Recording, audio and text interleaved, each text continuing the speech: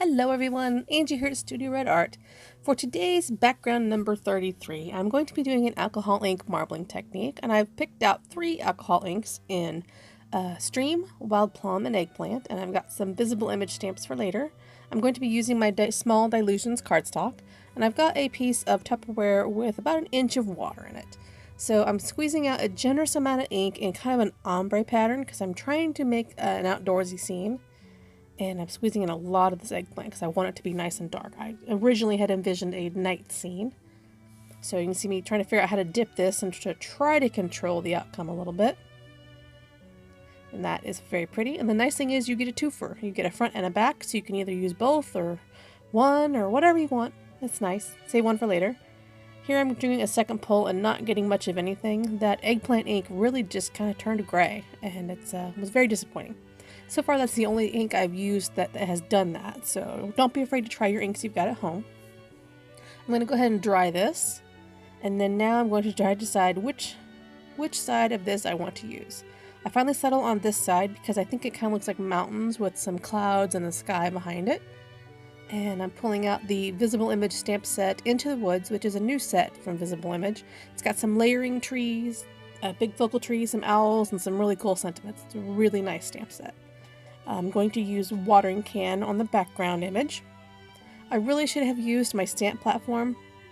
These were new stamps and they weren't seasoned, and stamping with a block is kind of always iffy, for me anyway, so I really should have been smart and pulled out my stamp platform.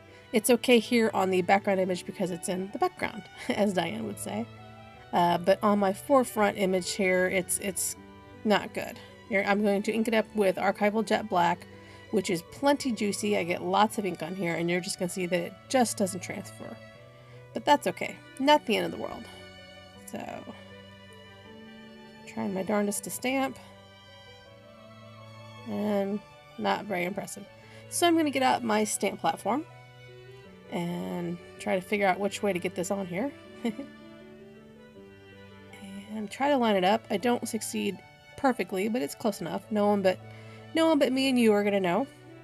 I'm going to pull out my VersaFine ink this time instead of Archival and ink it up. You'll see I get much better results. Partially because the stamp is now seasoned with Archival, so it'll just stamp better anyway.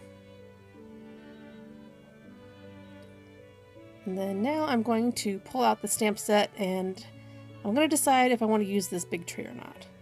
I decided to go ahead and do it because I think it adds a little bit more forced perspective to the valleys in the background, and with these owls floating on the thermals, it really adds to the depth of the scene.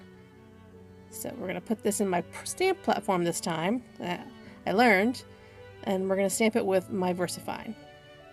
For me, personally, VersaFine seems to work better with clear stamps, and Archival seems to work better with rubber. They both obviously work with either, but it just seems like I get a better impression and a better inking with that combination.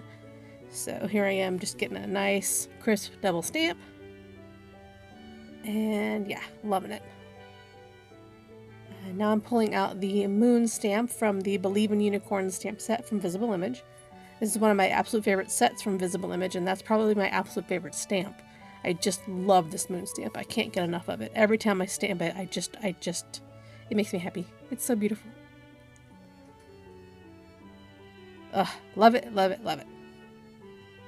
Okay, so now I'm going to, while this is still damp or wet because it's VersaFine, it takes a minute to dry, I can emboss with this. So I'm going to emboss with Lawn Fawn Glow in the Dark embossing powder. I'm just going to do the moon here. I'm not going to do anything else. And for me, the powder really didn't melt very well. It was still kind of grainy. I felt like I was going to burn it, actually. But it does glow in the dark. And here is the finished background. I love it. Love it, love it, love it. I can't wait to turn it into a completed background, and I hope you like it. Thank you very much, and have a good day.